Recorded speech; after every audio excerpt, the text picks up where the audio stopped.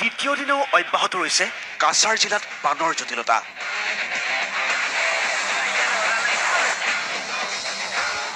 বৰাকৰ লগতে পানী বাঢ়িছে প্ৰতিখন উপনৈৰ।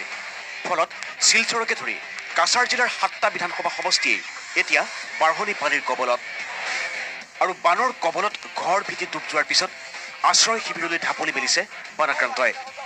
শনিবাৰে এনে বিভিন্ন আশ্ৰয় শিবিৰ পৰিদৰ্শনৰ লগতে বান পৰিস্থিতিৰ বুজ লয় মন্ত্ৰী পৰিমল শুক্লবৈদ্যই।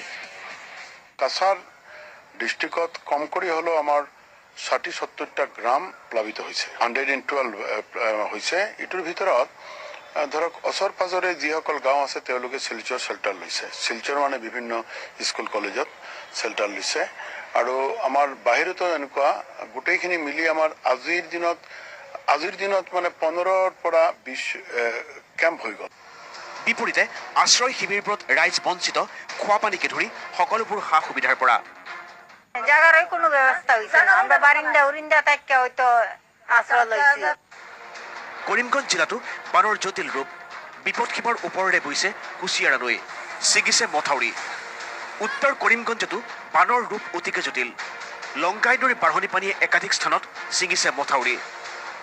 কি মানুহ কি পোহনীয়া জীৱ জন্তু সকলোৰে সমানেই বিলাই বিপত্তি। খুব দুর্ভাগ্য পরিস্থিতি আছে, খুব কষ্টের মাঝে আছে আমরা। গ্যাস নাই, কারেন্ট নাই, আনন্দ উপভোগ করা যাচ্ছে না, মার্কেটিং করা যাচ্ছে না, নিলাম বাজারে যাতায়াত করা যাচ্ছে না, পরিবহন টাউনে যাতায়াত করা যাচ্ছে না। প্রশাসনের তরফ থেকে কোনো খোঁজখবর নেওয়া হয়নি এখন পর্যন্ত। বানৰ তাণ্ডৱ আৰম্ভ হৈছে বতৰপুৰতো। কুচিয়াৰাৰ বাঢ়নি পানীয়ে সংকট আনিছে কৃষ্ণপুৰ ৰচুল গাঁৱৰ মথাউৰিৰ প্ৰতি। পানীৰ তলত উমৰপুৰ, পালপাৰা, খাদিমান, মৰলপাৰা আদি অঞ্চলবোৰ।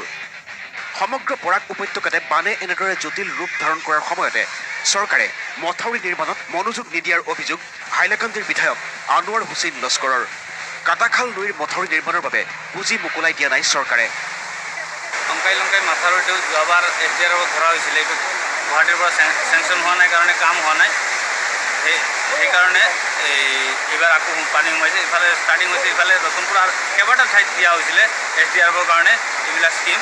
ইয়াৰ পৰা প্ৰপ'জেল গৈছিলে, হাইলাকান্দি DCয়ে প্ৰপ'জেল পঠাইছিলে, কিন্তু গুৱাহাটী গৈ নহ'ল কিয়? গতিকে হাইলাকান্দিত কাটাখাল নৈৰ বাঢ়নি পানীয়ে যিকোনো মুহূৰ্ততে বিপদজনক ৰূপ ধাৰণ কৰাৰ আশংকা বিৰাজ কৰিছে।